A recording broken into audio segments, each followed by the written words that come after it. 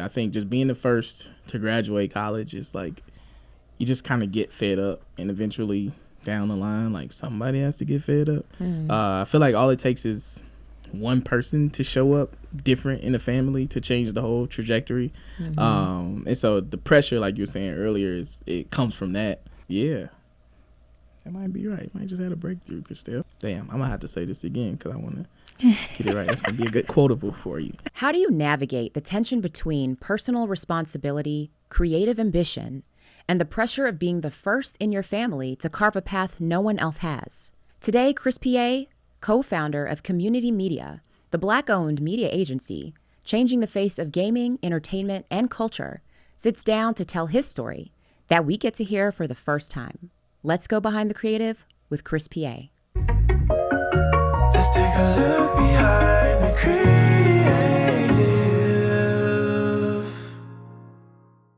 Hi, Chris. What's up, Kristelle? Thanks so much for being here. Thank you for having me. I always introduce people myself, but I want to hear in your own words. Who is Chris Peay? Ooh, Chris Peay. I am a child of God. I feel like you're supposed to say that. I'm a father, a fiance, a business owner. I'm a lot of things, man. But I'm from Charlotte originally. I run a company called Cxmmunity Media. We're changing the face of Black entertainment in America. Yeah. So that pretty much makes up my identity, I feel like, these days. I love it. And a lot of people who know you, they know you, but they don't realize you're not just only a gamer, right? And we won't talk about how good of a gamer, right? Because, it's so early in the show. We're going to come back to put a pin in it because we know we have some offline gaming experience where I've kind of schooled you in that. But we'll come back to that and we'll put a pin in it. Okay. You're known for so many things. You've had a really interesting journey from sports to sports marketing, then to music entrepreneurship. Tell us about your journey. So I was always good in sports. A lot of people don't know that about me. Yeah. What's crazy is like some of my closest friends, like now that I met in college, don't know that about me. But yeah, I've always kind of had things that I did outside of like the norm, I guess. I kind of kept myself busy. But yeah, I played football growing up. I was like Little League, did high school. I played my freshman year in college, like the first season, and then I just transferred to another school. And then from there, when I got to college, I was like, all right, I'm not going to the league. Let's make a pivot. Probably try and get paid to think, because I've always been the smartest person. But yeah, apparently not the most athletic. I'm athletic. My bad. Hold on. But yeah, I just didn't really care about sports anymore like that. My brother played football. We played in Charlotte for the Plaza Rams. It's this little league team, and I met a lot of like friends that's still my friends today through the Plaza Rams. But yeah, he played football, and I think that's kind of where it started for me. He played, and then we used to always go to his practices, and then I think I played like the year after that. I was 7. Neat. And then from sports, you went to sports marketing. So you talk about how you shifted from doing the actual athletic sport, but then you went into the business side of sports. How was that? So I always the business side of sports was cool. There was definitely a ceiling, I feel like, in terms of like being an agent. So I wanted to be a sports agent. And I took the NFLPA test, the Players Association test, to be an agent, and I took the NBA test. I didn't study for either. I don't know why I didn't study. I guess obviously I didn't want it that bad. But yeah, then I started working with like some athletes, and just doing like camps for them, and really just trying to help them understand like football has a ceiling. Like I said, like the average career for NFL players, like I think 3 to 5 years, might be 5 to 8. Don't quote me on that, but it's not more than 10. And so regardless, right, like what you find is that athletes that start from Little League to high school, it's cool, but then it's when you get to high school, when you don't get recruited for college, that's when things just start to happen for certain people. Like you slip into a depression. And the same for like college. If you played in college and you thought you were about to go to the league, but you don't go to the league, that's another thing, because all you know is like football. And so I never wanted to like be that person. So just helping different athletes understand that like there's life outside of football. Yeah. You can kind of build your personal brand, especially just understanding all things like digital.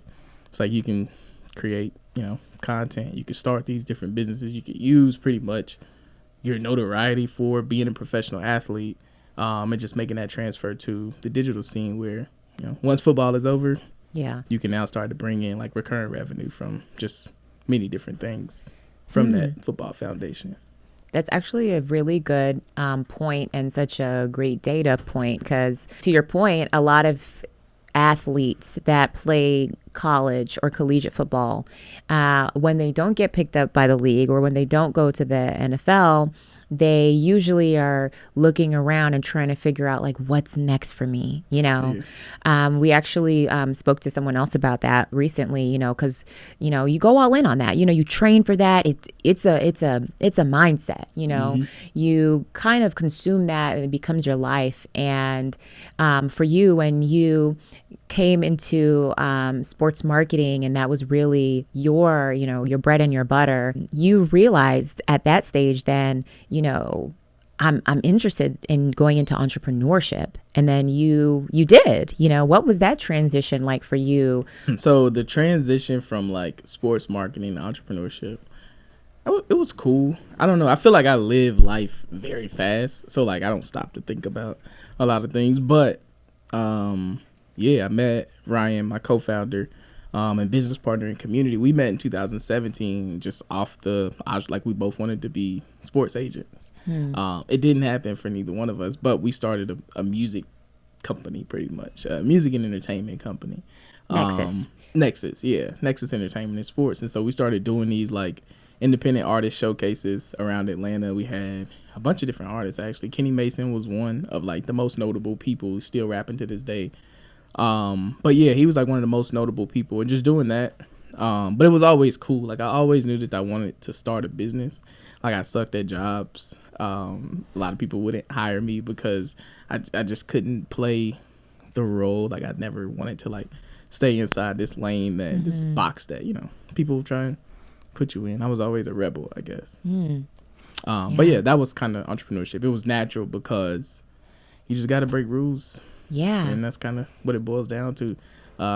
One of my line brothers, we tell each other all the time, like, rules don't apply to us. Yeah. And so, yeah, that's kind of sums up entrepreneurship. Yeah, I think that's a great point to kind of pull out there. A lot of times creatives and people who are entrepreneurial, they don't find themselves in, what can feel like traditional roles or traditional environments. And they actually are really hard on themselves for that, and they feel like, why doesn't this work for me? Why isn't this happening? Why isn't this fitting or panning out in the way that I'm trying so hard? I'm trying to do this and it's just not connecting for me. But usually, like you mentioned, there's a reason for that. And it's pulling you or calling you into doing something else. And yeah, because you're not aligned. Yeah, it's alignment, right? Yep. And it's usually something so much bigger than we envision. Competency, one of your skill sets is you actually were the first college graduate in your family, right? Do you find that there's alignment with you going into spaces and being the first to do certain things? Damn, I never thought about that. I think so, though. I feel like, yeah. That might be right. Might just had a breakthrough, Kristelle.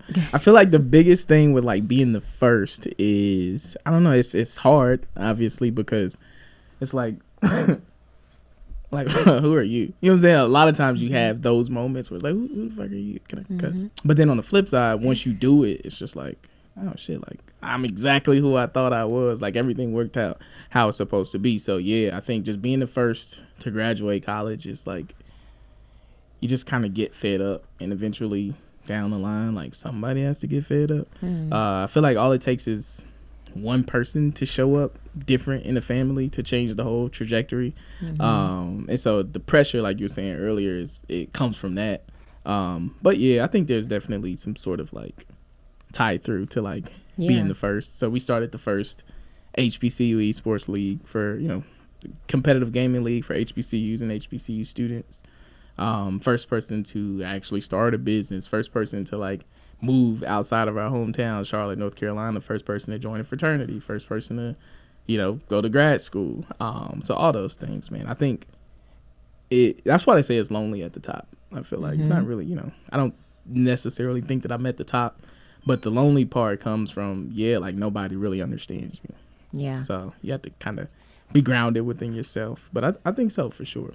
Like being the first, like you mentioned, I can identify with that because, I wasn't the first to graduate in my family, but I'm a first-gen American, right? Like our family is a family of immigrants, and there's a duality in that first, right?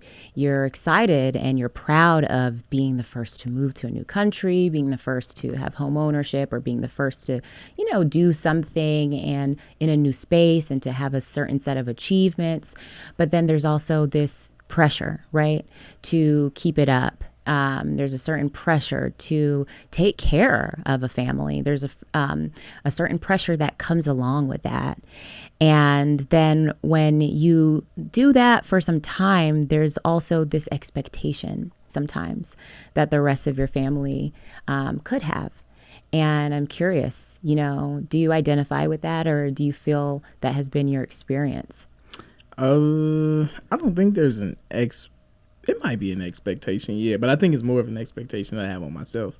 It's like like the world is changing so much, so fast.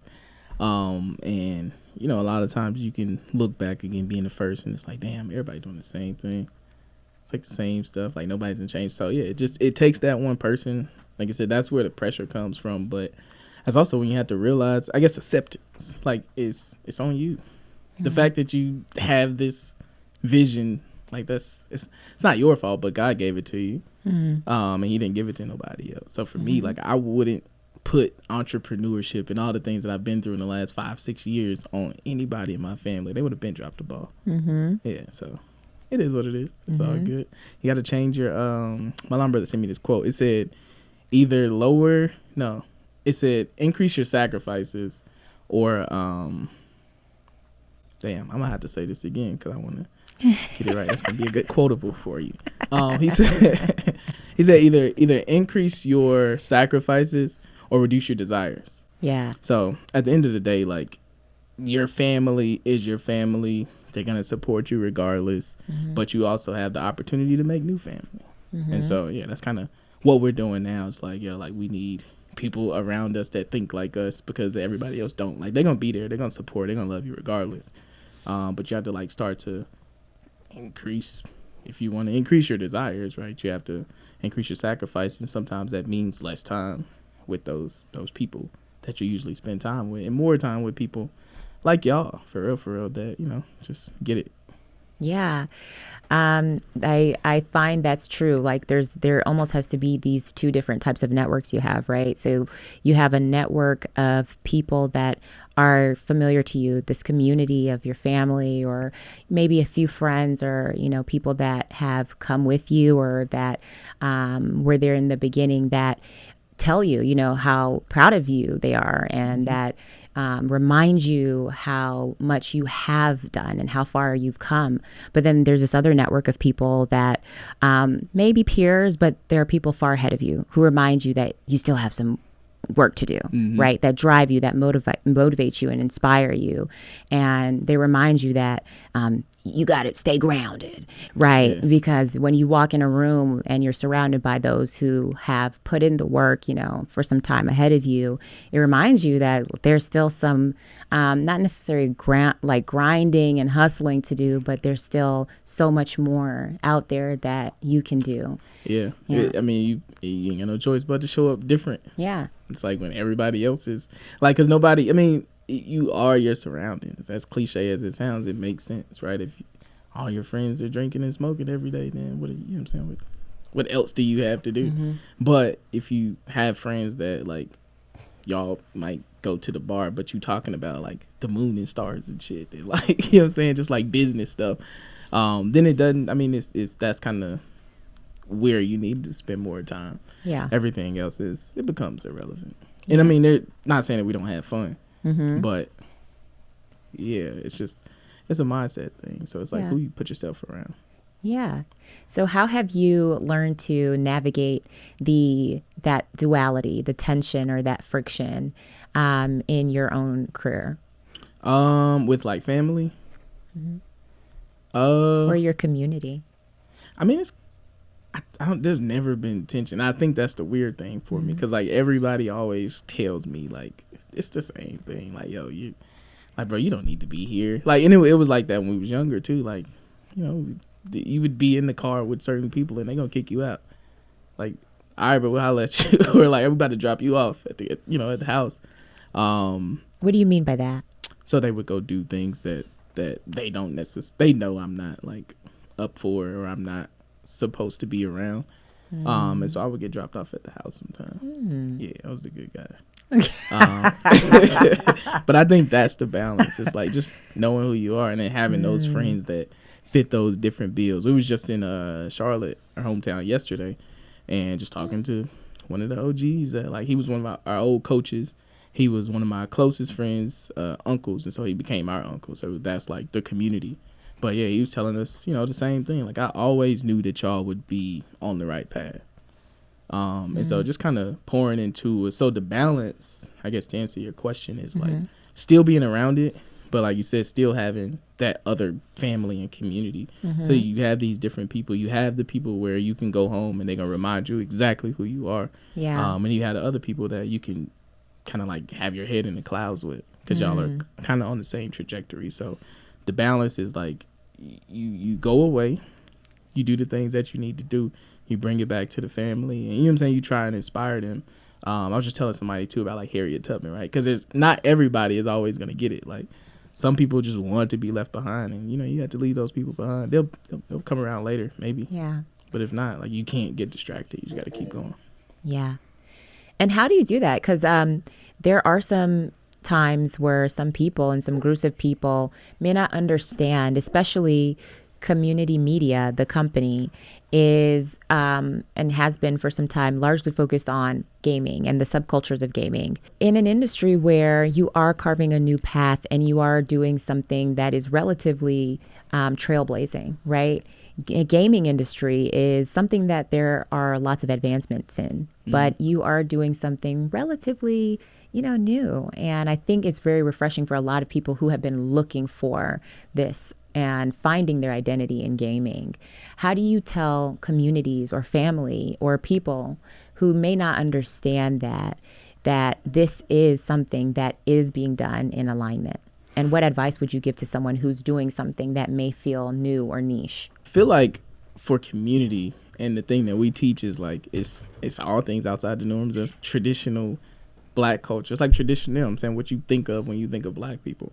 But there's also another subset of Black people that you just might be leaving out, because we live in our bubbles, and so we might be quick to group everybody into this bubble. Like I hear people a lot in one of my communities where it's like, yo, everybody does this or everybody's doing that, but it's like that's never really the case. I feel like now I hear that more, because it's like, all right, everybody creates content. That's the case because I'm around a lot of content creators, and content creators surround themselves with more content creators. That's their algorithm. That's what you're being fed every day. But yeah, there's all these different other communities that exist. And for us, it's like what I'm realizing now is it really goes back to like your childhood. So like, again, like growing up, we listened to Wiz Khalifa. We listened to Lil Wayne. We saw Lil Wayne go from Hot Boys to like Prom Queen and the whole rock album when he pulled out the skateboard. And like everybody wanted to skateboard at that point. And so that's where like the skater culture comes from, like just making that Black. Like there's Black people. I just talked to somebody the other day who's a professional bass fisher, Black dude. And so it's really just, it started off wanting to show Black kids that you can work in gaming. Like you already playing the video games, you can get a job in this thing too. And now it's like, oh shit, like, yo, look at all these cool Black people doing these things that most Black people don't think that Black people do. Right. So for now it's becoming like fun, because like even last night we walked the Beltline, went to the skate park. Yeah. Saw a Black dude out there, struck up a conversation. And you know what I'm saying, we're going to probably get up, shoot some content. But it's really just to show, because I mean, the internet is painting black people in a certain way. Yeah. And so, I mean, I think we just have the power to change what the world thinks about black people. Because we're really dope. Yeah. And I think that's powerful because it helps people to unlock a lot of limiting beliefs that sometimes society puts on, you know, on themselves and puts on us. Yeah, for sure. And then we put that stuff on ourselves. Right. Like, rapper go to the league. Like, that's a very real thing. Mm-hmm. You could also record your life and make millions of dollars and just put it on YouTube. Yeah. But we don't. Yeah, but like you'll frown upon it, right? One of the biggest things too. So like I haven't eaten meat in like 6 or 7 years, but to this day, people are like, "You don't eat meat," and it's like one of those things where it's like, bro, like you know, it's like outside the norm, and so fish? Yeah, I eat fish. Okay. I had to ask. Sorry, we've been to too many dinners. That's why I had to ask for clarification. You have to clarify that you're a pescatarian. I don't like because those type of I'm titles. sorry. I had to ask you on this is behind the creative or behind the scenes, whereas we have to be clear because I've seen you eat some shrimp.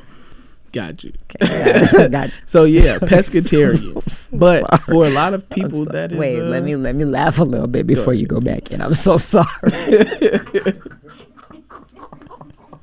I'm ready now. Okay. Anyway, I'm sorry, Chris. I'm sorry. Nah, but for a lot of people, that's it's like unheard of. Yeah. So we have the power to show people that there's more to life than the things that we think.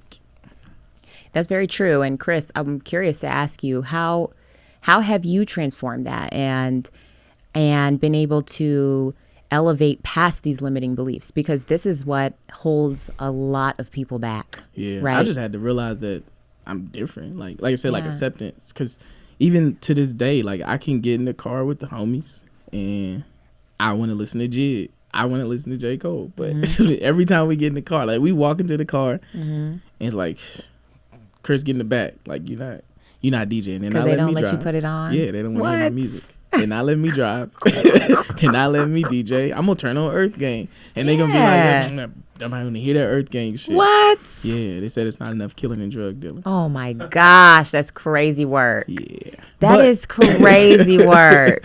Yeah, but they're not killers or drug dealers. But that's just what we listened to growing up. We listened to a bunch of Webby and Boosie and Trill fam. But I think, you know what I'm saying, they're not saying it in a way where it's like, oh, you're weird. Like, they just don't want to hear it. So, yeah. Again, communities. I'm going to call up my boy Julian. He going to put me on some Earth Gang. You know what I'm saying? He going to send me K Trinata. Like, you know, you just have those different people that you can explore different things with. That's it. How do you continue to elevate limited beliefs, right? Because I think even with you saying it sounds like you have such a very sure knowing of yourself. But to me, that's what I was going to say, right? It takes a cultivation of that. Yeah. I think you knew me when I didn't. Like it was just kind of like, all right, we're just figuring this out. You know what I'm saying? It's just, and like even then, like I told somebody just the other day, we spoke on the panel, and I just got tired of like showing up in places where like I'm making myself uncomfortable to make other people comfortable. Yeah. And it's just like, if I'm not comfortable, like why do I even care? You know what I'm saying? What y'all think? Well, your opinion of me has nothing to do with me. It has everything to do with you.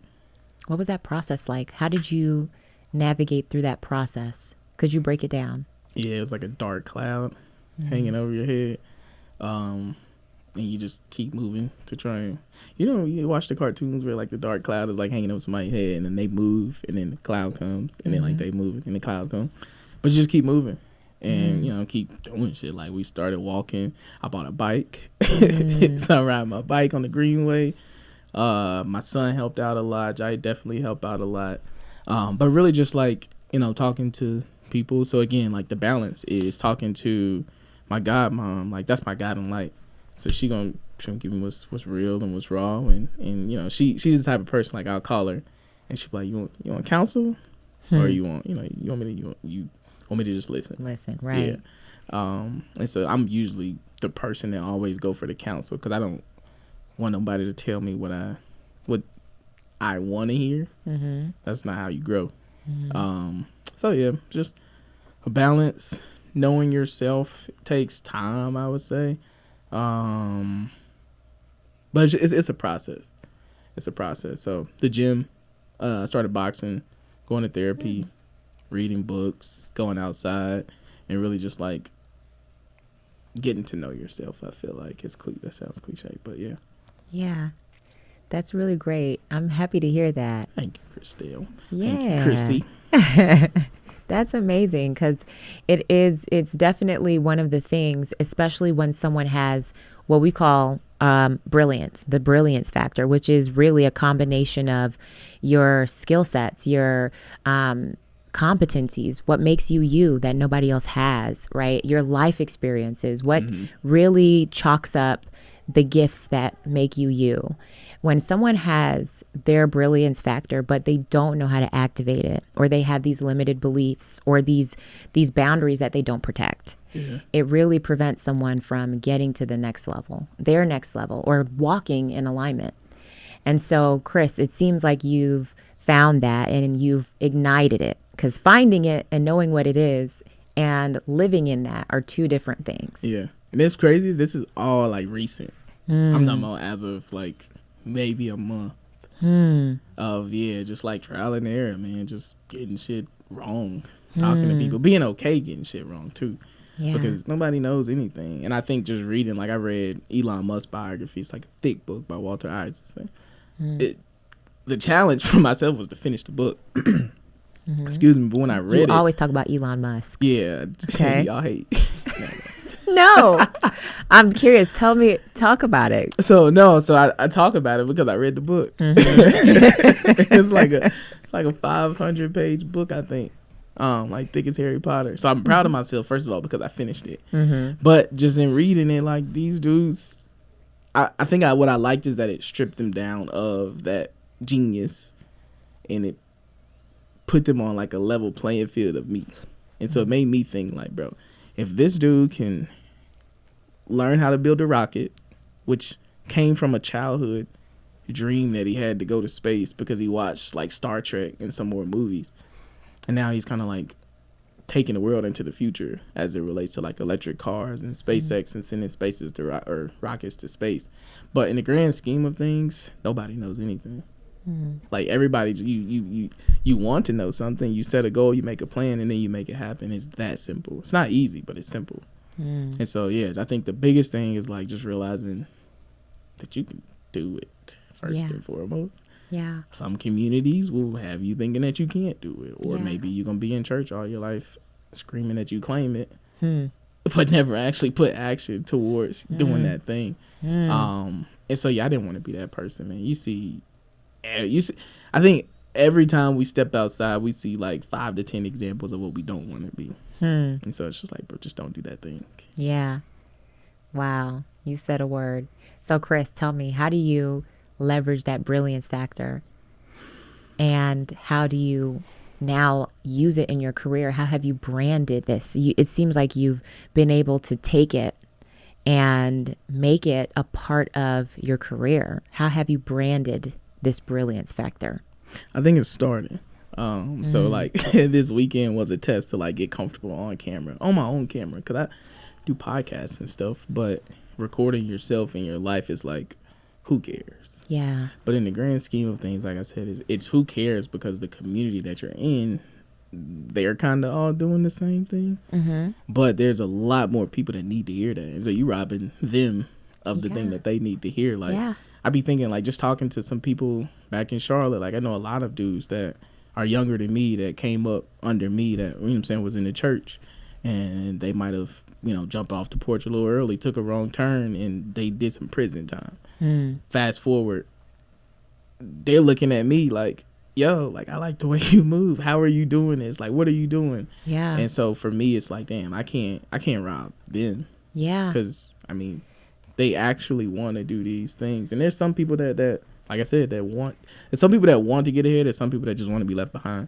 But in the grand scheme of things, you just got to put it out there, because the message isn't for everybody. Like, I'm not for everybody. And I think that's why I started realizing I don't have to show up. If I show up in a suit, you can 100% guarantee I am uncomfortable. Yeah. Yeah, for sure.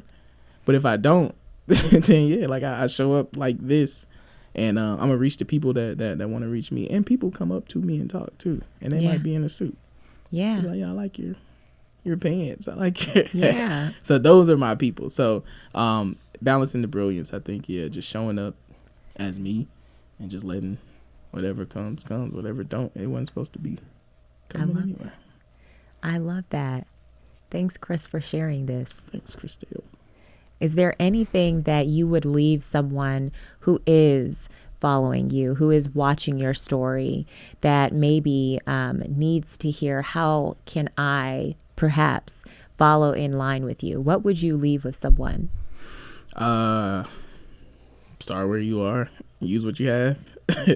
It's not easy, but it's simple. The process is simple. I say start where you are because we all just have a start. I even struggle with this, right? Like, I wanted to record content, but I wanted like it to look a certain way. But also, I think there's beauty in just starting and then it looking a certain way, and then, you know what I'm saying, just gradually growing from there, because nothing's kind of stays stagnant. We talk about starting at 0, going to negative, and then I forget what this a line. Start in the middle. There you can go to the left and go to the negative, or you can go right and go to the positive. You just have to kind of keep going to the right, put one foot in front of the other.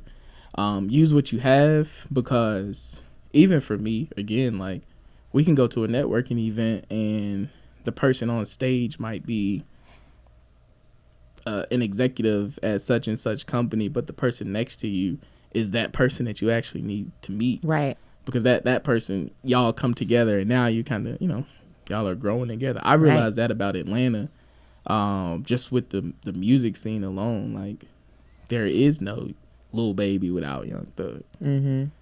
And Lil Baby didn't have anything. You know what I'm saying? When Young Thug found him. And so now look at them, right? Like, they're on top of the world. And so it's those things. Like, your friends, your peers are the people that you need, especially those friends and peers that also have a dream. Like, just put it together and make it work. Yep. Love it. So that's my advice. Thanks, Chris. Well, Chris, how can everyone find you? How can they connect with you? Where can they find you on your platforms? Where can they follow Cxmmunity Media? So you can follow Cxmmunity at Cxmmunity. It's community without the O. Just put an X. Me, Chris. Yeah. I have a Twitter too. I be talking on there, but I just be talking to myself. Yeah, I actually like that too. Don't follow me on Twitter. Don't follow you on Twitter. Just be typing away. Now everyone's gonna follow you on right? Twitter. Twitter's Chris_Peay. Cool. So you can follow me if you want to chat. I like to chat now. Okay, cool. And I want to ask everyone out there, how are you honoring your creative gifts while managing the pressure from the outside world? I invite all of you to also follow us on the Creative Corporates platforms, where you can learn to design your career and brand your brilliance. We'll see you next time on the next Behind the Creative.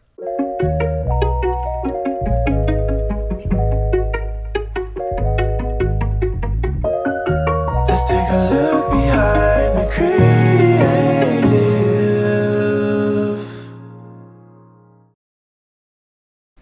That was great, Kristelle. You have a good radio voice. Thank you. Voiceovers. Man, the children's book is in Clock it. You can look at the camera. I mean, maybe only one person has done that. Okay. Break the fourth wall. And it's only been Ferg. I can do it, I'm telling you. It's way more fun that way. How can they find you? Ooh. How That can they? microphone's right I there. know. I'm like, it's very close to me. I feel like it wants to kiss me a little bit or something. Okay.